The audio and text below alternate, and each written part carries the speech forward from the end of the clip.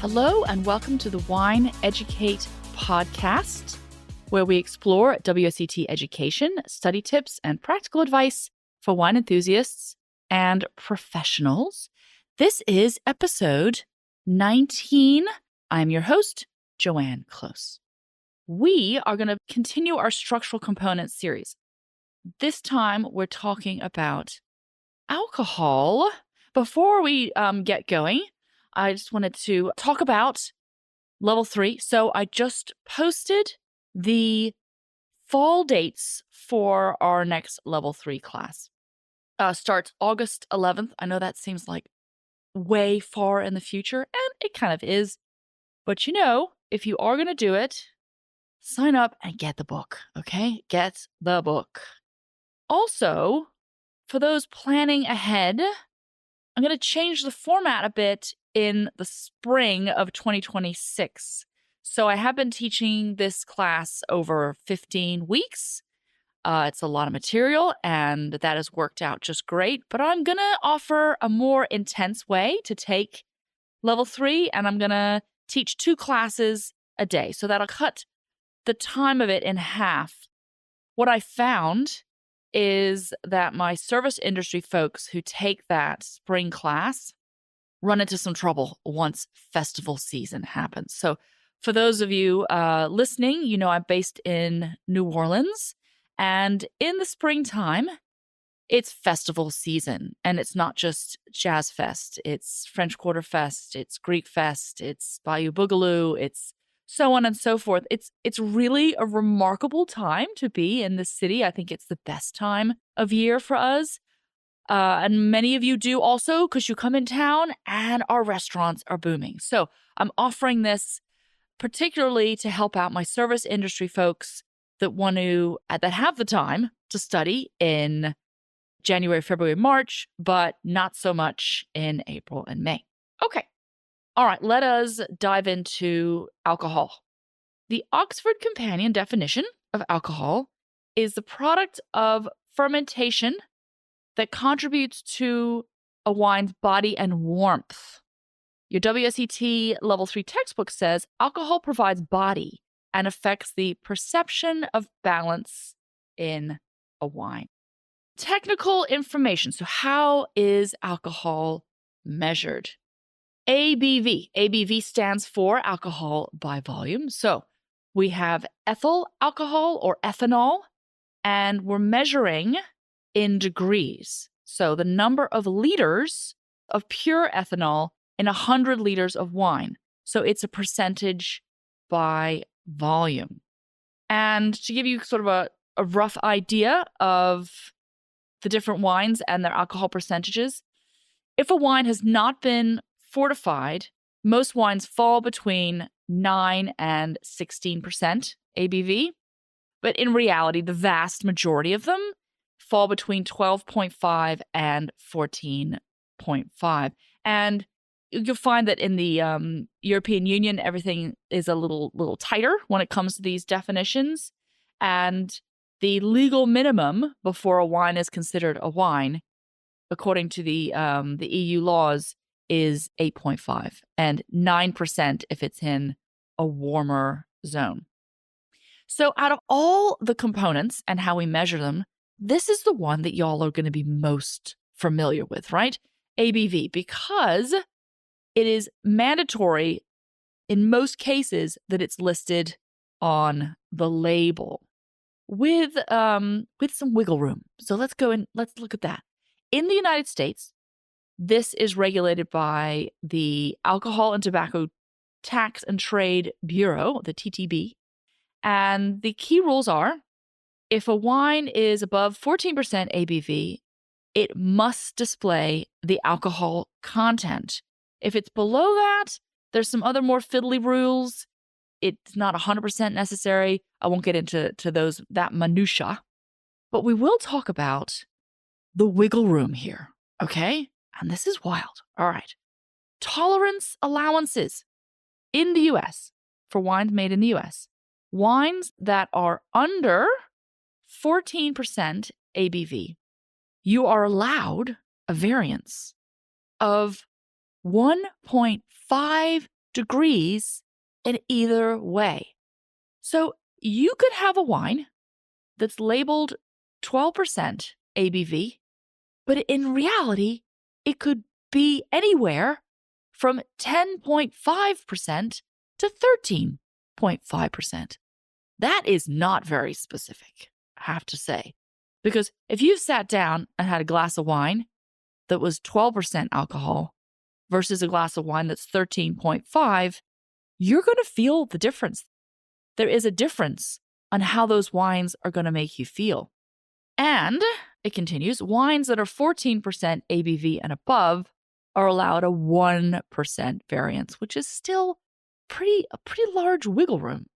This is why we're tasting wines in class sometimes, and we taste a wine and we'll all agree that it feels warm. It feels like the alcohol is high on it. And then I go and look at the percentage and it says, say it says 14%, say it's from Napa. Well, in reality, it could be 15%, right? And often the real truth serum comes out in class because we taste as a group. And if we all feel all the tells of alcohol, chances are it was higher than what the label actually said. And I already know where you're going. Don't panic, okay? Don't panic, because when you get tested, if I am to choose a wine that is high in alcohol, you best believe it's going to be high in alcohol and you are going to feel it, okay? So don't fret about the testing part, but just know that in reality, in the world, these are the sort of, I'm going to say it, little loosey-goosey rules when it comes to the ABV labeling, all right? Now, European Union, so the EU, yes, are a little stricter than the US with their labeling. All wines, no matter what, must display the ABV on the bottle. They still have a little wiggle room. So tolerance allowances, they call. For still wines, you are allowed a 0.5% variance. So you could have a 12% wine and it could actually be 12.5. I'm really not so mad at that. That does keep it in the ballpark, okay? Sparkling wine is also allowed a variance of 0.8% either way. I bet you there's a good story behind that one. That's for another day. All right, so taking things back to our WSET SAT, the alcohol levels in your book. So low alcohol is anything that is below 11%. Medium alcohol is 11 to 13.9%. And high alcohol is 14% and above. So to give you a bit of an idea of how things have changed and how much riper wines are today than they were even 20 years ago when I was taking my WSET classes. Back then, the book said that anything over 12.5% was considered high. So that is definitely food for thought. I would hope that in another 20 years, alcohol doesn't creep up too much more, because it really is a balance thing. And I like to enjoy wine. I don't like to wake up feeling the next day feeling terrible, right? Okay. On the SAT on your card, we know that when we jump from 2 to 3, we get all those lovely pluses and minuses to play with, right? Except for alcohol. Alcohol for level 3, you still do not get pluses and minuses, okay? So it's just low, medium, and high. This is one of those points I see students miss all the time. They want to say medium plus. Nope, you can't. Just say medium, right? When in doubt, put medium. All right. How can we tell the alcohol level of our wine? There are many ways to tell. And we're going to start by just looking at the wine in the glass, okay? So on your SAT card, it has things like clarity and legs or tears. But we don't talk about it too much, but I want you to pay attention to it because it is a tell for higher alcohol. It's also a tell for residual sugar, right? But if you have a wine that's clearly dry but has a lot of kind of drippy, viscous legs on the side of the glass, sort of clinging to the side of the glass, that may give you an idea that the wine could be higher in alcohol. So that's your first indication, is just looking at the wine in the glass. The next thing you're going to do is put your nose in the glass to smell it, right? And some of you are more sensitive to this than others. And I'll see you like flinch in class if we're doing a high alcohol wine. You kind of reel back a little bit because you already sense the alcohol in your nose, all right? It's like, I call it the singeing of the nose hairs. Very polite, but it feels like that. It feels like the real heat in the nose. Again, that's your second clue. And then I'm not going to say perception on the palate. I'm going to say perception on the body, okay? Because alcohol will create a warming sensation in the throat and in the chest. Again, this is one of these things you really need to learn and pay attention to your own tells for alcohol. I taught a class the other day. It was really fun. We tasted a bunch of wines from the Southern Rhone, particularly from the Châteauneuf-du-Pape region, and it gets quite ripe there. And I'm not really drinking during class, but I'm taking a sip of each wine as I go through and talk about it. I got to wine 4, and my ears got hot. Oh, these wines, they were high in alcohol. We're talking 14.5 to 15.5, and I could feel it in my ears. I know that's weird, but it is a warming sensation. It's a heat, and how it affects you, you've got to pay attention to it. Finally, on the palate, when you do taste it, after you have finished the wine or spat it out, you might have this sort of heat, this kind of feel like when you breathe out these like flames. I call that dragon's breath. That is a sign of high alcohol, right? When you get that hot sensation. So, I've left you with lots of fun ways to tell alcohol. What wines are high in alcohol and why? Kind of just like acidity, some wines are naturally going to be, some grapes are going to be higher or prone to making more alcohol because they make more sugar as a grape. So grapes like Grenache or Zinfandel, they just have a lot of sugar, and the sugar gets converted over into alcohol. Also, the climate, if you have a nice, warm, sunny, growing conditions, you're going to get lots of ripeness, lots of sugar development, and that's going to translate into higher alcohol percentages. So this is where vintage variation comes into play, right? You have a bad vintage, you didn't get enough sunshine, you got a lot of rain, you're going to have less ripeness, less alcohol, so on and so forth. So examples of high alcohol wines. Like a California Zinfandel. Certainly fortified wines, right? So a port. Examples of low alcohol wines.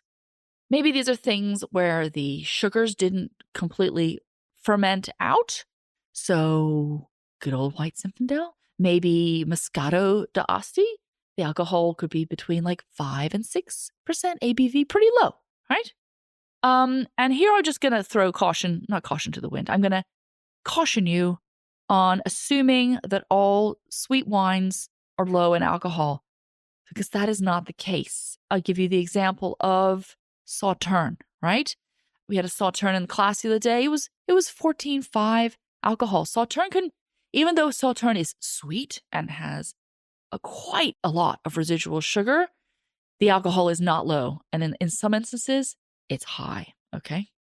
Okay, Vinho Verde, right? Vinho Verde from Portugal, lower in alcohol, between 9 and 10% ABV. How can you tell? Well, the absence of all the things we just talked about. And the wine is going to feel pretty light on the palate. So here is a fun, practical exercise for you all to do at home. You may have many of these things in the house, or you just kind of go to the corner store, as it were. I don't know where you live. We have a corner store. Always a hive of interesting activity at Jake's on the corner store. Anyway, vodka, wine, beer. Okay? That's high, medium, low alcohol. So I'm not saying you have to drink vodka. I'm not saying that. You definitely spit it out because it can be high and it's like the middle of the day. You don't need to be drinking vodka, perhaps. I don't know. But it's going to be a great example of high alcohol. Put it in a wine glass. Put a little, like half an ounce or whatever, of vodka in a wine glass. Look at how it clings to the sides of the glass. Look at the viscosity of it. When you smell it, you are definitely going to be singeing those nose hairs, okay? No doubt. And then taste it. And how did it feel? Are your ears turning red? Are they burning? Whatever. You're going to have your own tell, okay? And then wine, make sure it's not a high alcohol wine. Just get a European one, right? Because it's only going to be off by 5 degrees. So at least you can kind of rely on that. Something that's 5%. Go through the same exercise. And then beer. I know that some beers are high in alcohol. I do know this. So, get one of the ones that's like a Coors or something. It's going to be lower in alcohol. And do the whole thing. Put them all in a glass. You've got 3 glasses. Wonderful. Then you can compare them side by side. Do it with a friend. Do it with a classmate. Whatever, right? It's a fun exercise to do. Okay. All right. I would be remiss if I didn't sprinkle in a little bit of current events at the end of this podcast episode about alcohol, okay?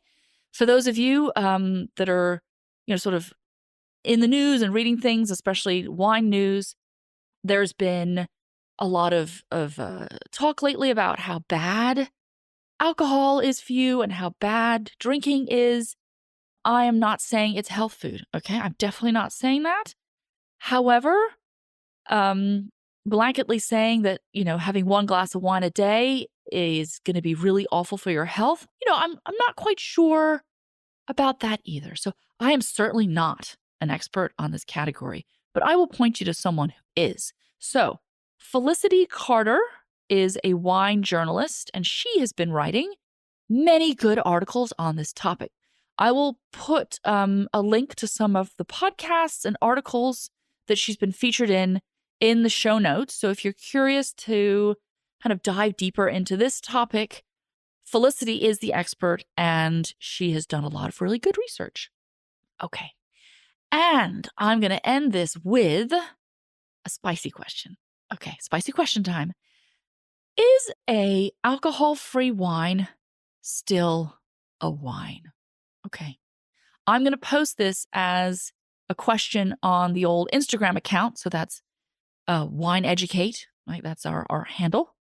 I would love it if you would chime in. So this is a healthy, friendly debate. Okay. We're addressing this topic, which is an interesting topic, right? All right. That's all from me for today. Next week, we're going to talk about body in the wine. And I am doing these twice a week. I think you might have noticed that by now. So I can't say have a good week every time because see you in 2 days. Okay. All right. Take care.